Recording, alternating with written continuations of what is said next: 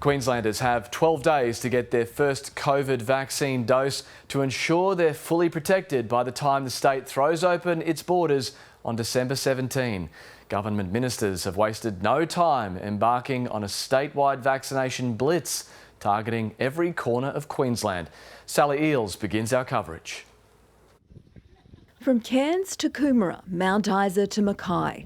On another day of zero cases, an army of ministers launched a statewide vaccination campaign against an enemy authorities warn no one will escape. Every single Queenslander is going to get exposed to the COVID-19 virus and will get infected. But if you're vaccinated, that's not a problem. A blitz on 9 regional centres, everywhere from a Rockhampton vaccination clinic and a Mackay Vax hub to a Cairns pharmacy, a Nambour school and Toowoomba meat processing plant. We have about 400,000 Queenslanders across the state that are yet to be vaccinated. A call to arms for jabs in arms to boost Queensland's defences as the state prepares to reopen to the rest of Australia on December 17. For individuals to have full vaccine protection by then, first doses must be delivered by the end of October. We've got 12 days, Queensland. Let's do this. Cancer survivor Helen Luo is counting on it. I feel a bit worried. You don't know who get it, who don't have it. That's the problem. While Brisbane's vaccination rate will likely be above 80% by the December deadline, the regions are lagging. We could end up in a scenario where Brisbane is safe because it has a high vaccination level, while the regions are not. Areas like Mackay, Whitsunday and Isaac are lower than the state average. The Sunshine Coast is doing well, but we can do better. And rates in some First Nations communities are among the lowest. Yet today at Mackay and Rockhampton hubs there weren't too many takers.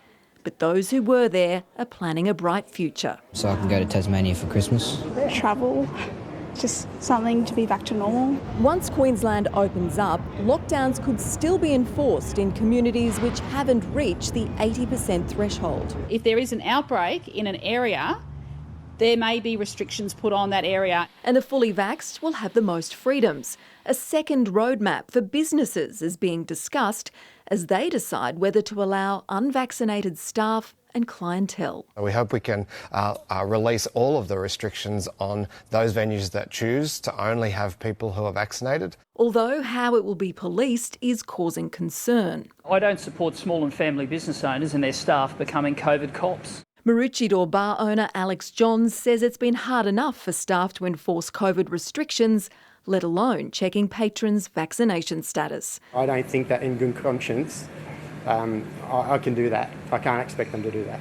Sally Eales, ABC News.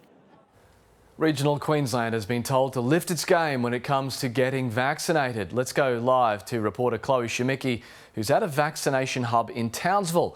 Chloe, the hub there is still open. Has there been an influx in the wake of yesterday's announcement?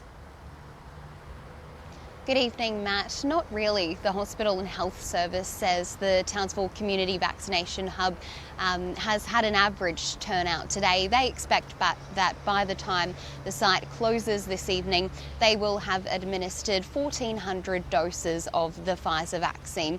I've spoken to residents coming to get their jab tonight. They say it's something they feel they have to do to ensure they're protected when border restrictions relax mid-December. In terms of the vaccination rollout in Townsville is doing quite well. Almost 70% of eligible residents have received their first dose of a vaccine. Almost 60% of eligible residents have had their second dose. The state government is concerned about areas like Charters Towers, just inland of Townsville. There, just 56% of the eligible population have had one dose of a COVID-19 vaccine. So that's where the state government is concerned about. The ministers saying today that Queenslanders have until the end of October to have one dose of a COVID-19 vaccine to ensure that they've had 2 doses by the time borders relax mid-December. All right, thank you, Chloe. That's Chloe Shemicki in Townsville. And there's been a mixed reaction from tourism bodies to the roadmap. Some are dancing with joy, while others say it's too little, too late. There are also fears international airlines will snub Queensland because the 90% vaccination threshold for travellers is significantly higher than other states and is out of sync with the national plan. Lexi Hamilton-Smith reports. In the tropical north, a week ago we were on our knees wondering what was going to happen. But now operators are bouncing back. Tap dancing. I was tap dancing all the way up and down the hall. Filling jobs is now a priority. We will be now scouting for more staff to add to our team. They had been getting some bookings for Christmas, but they lost confidence. So we were getting literally hundreds of booking cancellations. But now there is some certainty, with borders being flung open on December the 17th. We're cautiously optimistic about Christmas, but what this does is provide a roadmap and a way out. On the Gold Coast, 4,000 tourism jobs were about to disappear. I'm hearing from our operators it is now the opposite. They are looking at ramping up. But while bookings are starting to flow, the relief is not being felt across the board. Too little, too late. It really is for us. I've just checked our facts and figures. October and November, we're running just over 20%.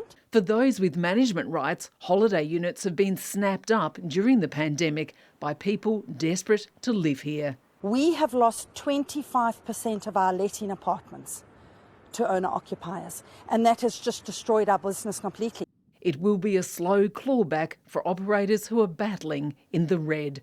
While domestic airlines like Virgin say bookings have more than doubled since the roadmap was announced, internationally there are fears that major tourist operators will shun Queensland because its 90% vaccination threshold is out of step with other states. There is definitely a discrepancy between the domestic and international requirements.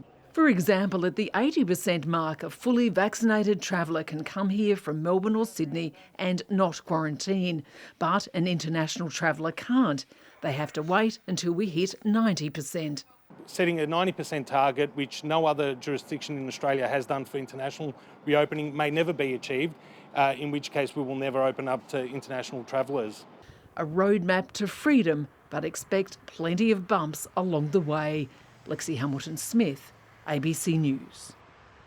So when the borders to COVID-free Queensland are thrown open, what happens?